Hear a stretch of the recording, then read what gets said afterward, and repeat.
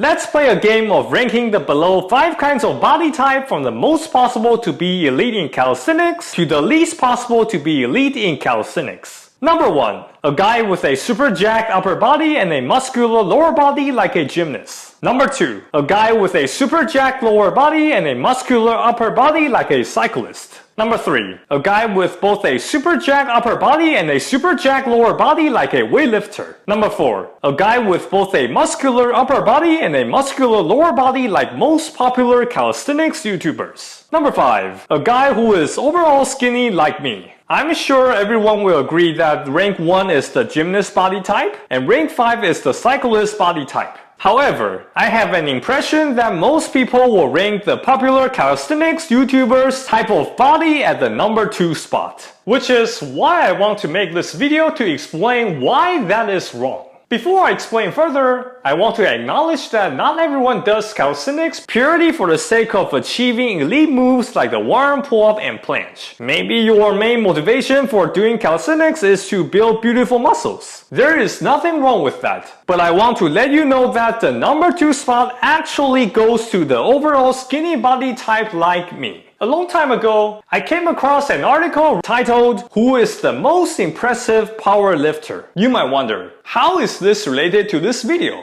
But this article actually indirectly answers our question about why the number 2 spot belongs to the skinny body type like me. So please bear with me. The purpose of the article is to figure out how to compare relative strength among weightlifters in different weight classes. The most commonly used formula to measure relative strength is generated force divided by body weight, aka the infamous strength to weight ratio. However, if we look at the powerlifting world records among different weight classes, you will realize that the strength to weight ratio drops off almost linearly as the weight classes become bigger. Therefore, clearly, this is an inaccurate way to measure relative strength. A better way to measure relative strength is actually called allometric scaling, which is originated from biology. The idea is that the muscle contractile force is related to the cross-sectional area, but muscle mass is related to the volume. Therefore, while our muscle mass increases in a power of 3, the force it can generate should increase only in a power of 2. Consequently, a better way to measure relative strength is actually generated force divided by body weight squared and then cube root. If we look at the powerlifting world records again, we can see that the allometric scaling scores are fairly similar and unbiased among different weight classes. Okay, so how is this related to calisthenics? Let's use the one-arm pull-up as an example. Based on my latest DEXA scan, my right arm muscle mass is 7.7 pounds and my total weight is 134.3 pounds. In order to simplify things, let's ignore my lats and core and assume I do the one-arm pull-up all through my arms. Based on allometric scaling, the relative strength I need to have is 134.3 divided by 7.7 squared and cube root, which is 34.4. If I were to build muscles on my body evenly throughout to 165 pounds like all the other beautiful calisthenics YouTubers, my right arm muscle mass should be around 9.5 pounds. However, assuming my relative strength is still the same 34.4, I would be able to generate only 153.7 pounds of force, which is a significant 12 pounds short for the one-arm pull-up. In other words, it is more difficult for guys like Chris Heria and Daniel Vano to do the one-arm pull-up than me.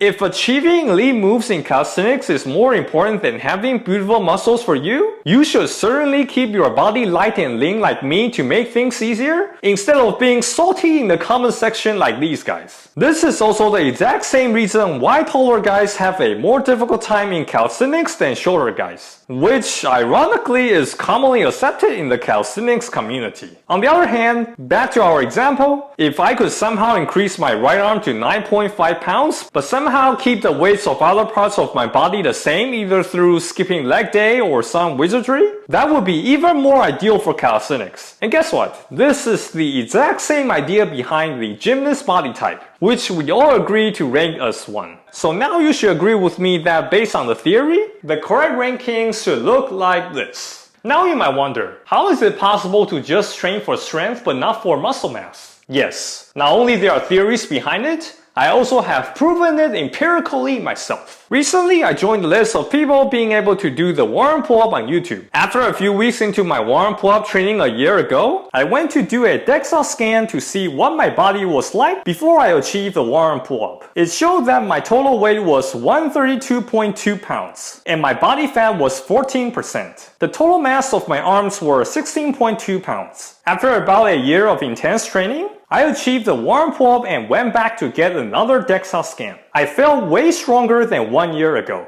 And my new weight is 134.3 pounds, which means I only put on 2.1 pounds. 2.1 pounds are so minimal that I think we can see it as a fluctuation and view it as if my weight didn't really change. However, if we break down the extra 2.1 pounds, we will get the results showing that 1.4 pounds went to the arms, 0.2 pounds went to the legs, and 0.5 pounds went to my trunk. I think what this means is that you will still grow a tiny amount of muscles even if you only focus on training for strength. In terms of the theory of the differences between training for strength and training for size, this guy talked about this topic for about 30 minutes on YouTube. A quick summary is yes, if you are a beginner, training for strength and training for muscle mass are the same thing. But if you are not a beginner, they will be different. Training for strength means low reps per set, high intensity, and low rest time between sets. Training for size means high reps per set, low intensity, short rest time between sets, and high overall volume. They are completely different. Now you might wonder,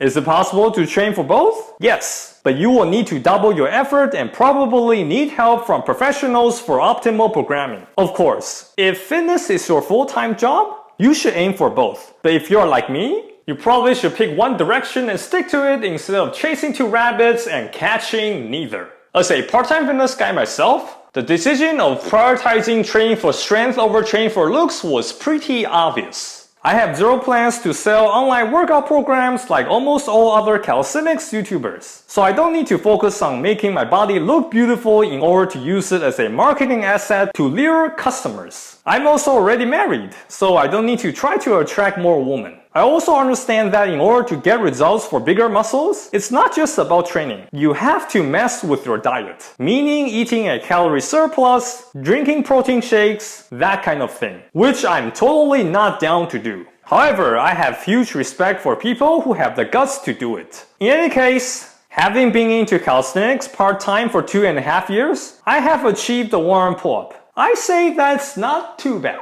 I'm also on a mission to further prove that big, beautiful muscles are also not required for other elite moves like the planche, handstand push-up, back lever, and front lever. Lastly, here I am without a shirt. As you can see, I'm just a guy with a normal body. Nothing too crazy. I'm a living proof that you don't need to look like supermodels like other calisthenics YouTubers to achieve an elite calisthenics move like the one-arm pull-up. Thanks for watching. Make sure to like, subscribe, and check out my website, geekclimber.com. See you in the next video.